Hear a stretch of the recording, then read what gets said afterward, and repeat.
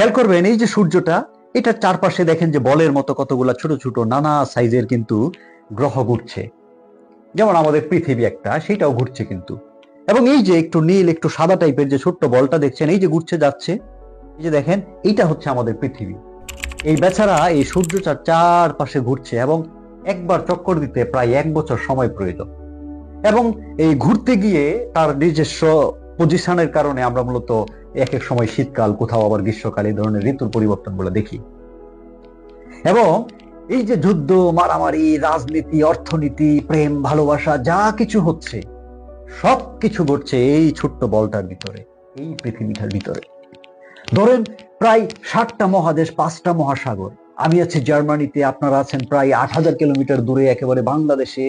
তারপর ওইদিকে অস্ট্রেলিয়া, এইদিকে আবার কানাডা, আমেরিকা, ওইদিকে প্রশান্ত মহাসাগর, আটলান্টিক মহাসাগর, আফ্রিকা, কত মরুভূমি, সবকিছু মিলিয়ে যা কিছু আছে হচ্ছে, সবকিছু আছে হচ্ছে যে এই ছোট্ট বলটার ভিতরে। এবং এই ছোট্ট বলটা মানে আমাদের এই পৃথিবীটার আয়তন প্রায় 51 কোটি বর্গ কিলোমিটার। এই 51 কোটি বর্গ কিলোমিটার পৃথিবী, প্রায় গুনে গুনে 13 লক্ষ পৃথিবী আপনি এই সূর্যটার ভিতরে ঢুকাই দিতে পারবেন। এত বড় হচ্ছে এই সূর্যটা। এখন আমাকে অনেকেই বলে যে সূর্যটা যদি এত বড় হয়, আমরা তো সকালবেলায় দেখি কোথায় একটু ছোট্ট একটা বলের মতো উঠছে, আবার সন্ধ্যাবেলায় ডুবে যাচ্ছে, এত বড় তো মনে হয় না। মনে হয় না, কারণ হচ্ছে এই সূর্যটা আপনার কাছ থেকে 15 কোটি কিলোমিটার দূরে আছে। আপনারা যারা বিমানে ভ্রমণ করেন, হাই অ্যালটিটিউড, ধরেন 33,000 ফিট বা আরো বেশি, 10 থেকে 12 কিলোমিটার উপর দিয়ে যখন বিমানটা যায়, জানালা দিয়ে নিচে তাকাবেন, মানুষগুলো দেখবেন যে ছোট ছোট পিঁপড়ার মতো মনে হয় চলছে, যেন কোনো একটা শহরের দিকে তাকাইলে মনে হয় কতগুলা পিঁপড়া একসাথে জড়ো হয়ে আছে, মাত্র 10 থেকে 12 কিলোমিটার উপরে। আর এই সূর্যটা আপনার কাছ থেকে, আমার কাছ থেকে 15 কোটি কিলোমিটার দূরে। এবং এটার উপরে তাপমাত্রা হচ্ছে প্রায় 6,000 ডিগ্রি সেলসিয়াস, এবং এটার ভিতরের তাপমাত্রা হচ্ছে 1.5 কোটি ডিগ্রি সেলসিয়াস। অর্থাৎ এই সূর্যটা 1.5 কোটি ডিগ্রি তাপমাত্রায় তার নিজের ভিতরটা জ্বলছে এবং পুড়ছে। এবং এই পুরার ফলে যে আলো তৈরি হয়, যে তাপমাত্রা, সেইটা আমরা পৃথিবীতে পাই, যেটা আমাদের শক্তির উৎস। এই সূর্যটাকে কেন্দ্র করে এই মূলত আপনার মার্কুরি, ভেনাস, আর্থ, মার্স, জুপিটার, স্যাটুর্ন, এই যে প্রায় 8টা গ্রহ আমাদের, এগুলো সব ঘুরছে। এবং এই যে ঘুরছে নির্দিষ্ট দূরত্বে, এইটাকেই আমরা বলছি সূর্য সহ সবকিছুকে আমাদের সৌরজগৎ বা সূর্যের জগৎ। এই সূর্যটা আবার অবস্থান করছে মিল্কি ওয়ে গ্যালাক্সিতে। এইটা হচ্ছে যে মিল্কি ওয়ে গ্যালাক্সি। গ্যালাক্সি মানে হচ্ছে যেখানে অনেকগুলো নক্ষত্র, সূর্য কিন্তু একটা নক্ষত্র, এইরকম ধরেন একটা নক্ষত্র যার পাশে আরো বিভিন্ন কিছু ঘুরছে, সবকিছু যেখানে একসাথে অনেকগুলো পুঞ্জাকারে ঘুরে, এটাই হচ্ছে গ্যালাক্সি। এবং এইটা হচ্ছে যে আমাদের মিল্কি ওয়ে গ্যালাক্সি, যেখানে প্রায় বলা হয় যে 100 বিলিয়ন থেকে প্রায় 400 বিলিয়ন পর্যন্ত সূর্যের মতো এরকম নক্ষত্র আছে, এবং এগুলো চক্রাকারে ঘুরছে। 1 বিলিয়ন মানে হচ্ছে 100 কোটি, তার মানে 100 বিলিয়ন মানে 10,000 কোটি, এবং 400 বিলিয়ন মানে 40,000 কোটি। অর্থাৎ এই মিল্কি ওয়ে গ্যালাক্সিটার ভিতরে সূর্যের মতো, যে সূর্যটা পৃথিবীর তুলনায় প্রায় 13 লক্ষ গুণ বড়, এইরকম প্রায় 10,000 থেকে 40,000 কোটি নক্ষত্র থাকতে পারে আমাদের এই মিল্কি ওয়ে গ্যালাক্সিটার ভিতরে। এবং এই মিল্কি ওয়ে গ্যালাক্সিটা এত বড়, এর এক মাথা থেকে আরেক মাথায় আলোর গতিতে যাইতে প্রায় 1 লক্ষ বছর প্রয়োজন। অর্থাৎ সহজে বলছি, ধরুন আপনার বাড়িতে যদি একটা টর্চ লাইট থাকে, আপনি রাতের বেলায় একটা গাছের দিকে ধরেন লাইটটা ধরলেন, বা রাস্তার দিকে, আপনার লাইট থেকে, টর্চ থেকে যে লাইটটা বের হয়ে যায়, এর গতি হচ্ছে সেকেন্ডে 3 লক্ষ কিলোমিটার।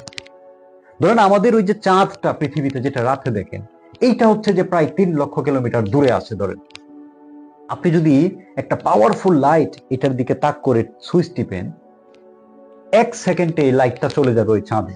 এত দ্রুত যায় হচ্ছে আলোর গতি। এই আলোর গতিতে, এত স্পিডে এই মিল্কি ওয়ে গ্যালাক্সিটার এই মাথা থেকে ওই মাথায় যাইতে আপনার 1 লক্ষ বছর সময় প্রয়োজন। এত বড় হচ্ছে এই মিল্কি ওয়ে গ্যালাক্সিটা, যেখানে প্রায় 100 থেকে 400 বিলিয়ন নক্ষত্র আছে সূর্যের মতো। এইবার আপনাদেরকে আমি এমন একটা ডেঞ্জারাস কথা বলবো যেটা অবিশ্বাস্য। সেটা হলো, এই যে এতগুলো অসংখ্য নক্ষত্র নিয়ে আমাদের এই মিল্কি ওয়ে গ্যালাক্সি, এইখানে একটা নক্ষত্র আছে যেটার নাম হচ্ছে স্কুটি। এই যে নক্ষত্রটা দেখছেন, এইটা হচ্ছে স্কুটি নক্ষত্র, যেটা আমাদের এই পৃথিবী থেকে ৯,৫০০ আলোকবর্ষ দূরে। অর্থাৎ পৃথিবীতে দাঁড়ায় আমি যদি এখন ওই স্কুটি নক্ষত্রটার দিকে লাইট ধরি, তাহলে সেকেন্ডে ৩,০০,০০০ কিলোমিটার বেগে ওখানে পৌঁছাইতে ৯,৫০০ বছর সময় লাগবে। এত দূরে আছে এই স্কুটি নক্ষত্রটা আমাদের এই মিল্কি ওয়ে গ্যালাক্সির ভিতরে। এই স্কুটি নক্ষত্রটা এখন পর্যন্ত আমাদের জানা সবচেয়ে বড় নক্ষত্র। এবং এই যে সূর্যটা, যেটা প্রায় ১৩ লক্ষ পৃথিবীর সমান, এই সূর্যটার প্রায় ৫০০ কোটি সূর্যের সমান বড় হচ্ছে এই স্কুটি নক্ষত্রটা। একবার চিন্তা করেন যে এই যে বিশাল পৃথিবী, এরকম ১৩ লক্ষ পৃথিবী আপনি ঢুকাই দিতে পারছেন সূর্যটায়, এইরকম ৫০০ কোটি সূর্য আপনি ঢুকাই দিতে পারবেন ওই স্কুটি নক্ষত্রটার ভিতরে। এত বড় হচ্ছে স্কুটি নক্ষত্রটা, যেটাতে পৌঁছাইতে পৃথিবী থেকে সেকেন্ডে যদি ৩,০০,০০০ কিলোমিটার বেগে আপনি দৌড়াইতে পারেন, তারপরে আপনার ৯,৫০০ বছর সময় লাগবে ওইখানে পৌঁছাইতে, ওই নক্ষত্রটায়। এত বিশাল হচ্ছে এই নক্ষত্র। এবং এইটা তো আমি বললাম মাত্র একটা গ্যালাক্সির কথা, আমাদের মিল্কি ওয়ে, যেখানে ৪০০ থেকে ৫০০ বিলিয়ন নক্ষত্র এবং স্কুটির মতো এরকম ৫০০ কোটি বড় সূর্যের চেয়েও নক্ষত্র আছে, এরকম ছোট বড় অসংখ্য নক্ষত্র। এখন পর্যন্ত আমরা যতটুকু ধারণা করি যে এইরকম মিল্কি ওয়ে গ্যালাক্সির মতোই প্রায় ২ ট্রিলিয়ন, ১ ট্রিলিয়ন মানে ১,০০,০০০ কোটি, এরকম প্রায় ২,০০,০০০ কোটি গ্যালাক্সি আছে আমাদের এই যে মহাকাশ, মহাবিশ্ব, যেটা আমরা এখন পর্যন্ত জানি বা বুঝি, যেটা আপনারা রাতের আকাশে দেখেন, খোলা আকাশে। এই কথাগুলো আমি এতক্ষণ কেন বলছি জানেন? এই যে এত বিশাল আমাদের এই অস্তিত্বমান জগৎ, এত এত নক্ষত্র, এত এত বিশালতা, গ্যালাক্সি, সমস্ত কিছু, এই সমস্ত কিছুর পিছনের কারণ হিসেবে আমরা যারা স্রষ্টায় বিশ্বাস করি, আপনারা যারা স্রষ্টায় বিশ্বাস করেন, আপনারা যারা বিশ্বাস করেন যে একজন সৃষ্টিকর্তা আছেন এর পিছনে, এবং আপনারা যদি সত্যিই সেই সৃষ্টিকর্তাকে সম্মান করেন, শ্রদ্ধা করেন, এবং আপনারা মনে প্রাণে বিশ্বাস করেন যে আপনিও সেই সৃষ্টিকর্তার সৃষ্টি, আপনি কখনোই, আমার মনে হয়, এমন কোনো কাজ লজ্জায়ও করতে পারবেন না যেটা অন্যায়, যেটা আরেকটা মানুষকে কষ্ট দেয়, দুঃখ দেয়, যেটা যুদ্ধ তৈরি করে, যেটা ক্যাওস তৈরি করে। আপনি লজ্জায় করতে পারবেন না, আরেকটা মানুষকে অপমান করতে পারবেন না, কষ্ট দিতে পারবেন না। আপনি লজ্জায় রেগেও যেতে পারবেন না, কারণ আপনি যদি বুঝতে পারেন এই যে বিশালত্ব এই সৃষ্টি, যেটার একটা হচ্ছেন আপনি, এবং এইটার যিনি সৃষ্টিকর্তা তাকে আপনি বিশ্বাস করেন, তাকে আপনি সম্মান করেন, তাকে আপনি মনে প্রাণে মনে করেন, তাকে শ্রদ্ধা করেন, এইরকম একটা বিশাল অস্তিত্বকে আপনি যদি শ্রদ্ধা করেন, আপনি কি করে অল্পতেই আরেকজনকে গালিগালাজ করতে পারেন, রেগে যেতে পারেন? আপনি কি করে আরেকজনকে মারতে পারেন, আরেকজনকে কষ্ট দিতে পারেন? আপনি কি করে যুদ্ধ করতে পারেন, খুন করতে পারেন? This is impossible. আমি যে মেসেজটা দিতে চাই সেটা হচ্ছে শুধুমাত্র পড়া কিংবা শোনা নয়, কিংবা জাস্ট বিশ্বাস করা নয়।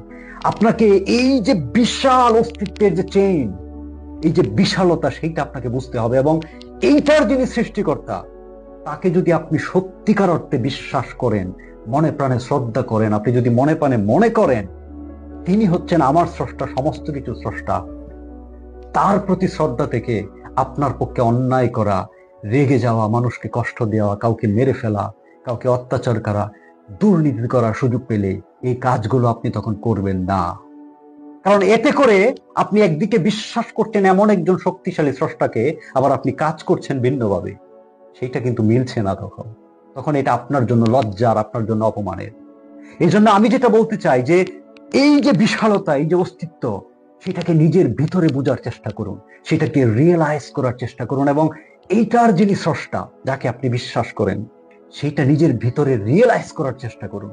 তখনই দেখবেন আপনি চুপ হয়ে যাবেন, আপনি শান্ত হয়ে যাবেন, এবং আপনি আরেকজনের ক্ষতি হোক, কিংবা আপনি রেগে গিয়ে কাউকে মেরে ফেলা, যুদ্ধ করা, কারো ক্ষতি করা, মানে এক ধরনের বিশৃঙ্খলা তৈরি করা, আপনার মন তখন সেটা সায় দিবে না, বলবে যে দাঁড়াও, তুমি তো সেই সৃষ্টিকর্তায় বিশ্বাস করো যিনি এই মাপের হতে পারে। এই মেসেজটা আশা করি আপনার অন্তরে ধারণ করবে। ধন্যবাদ।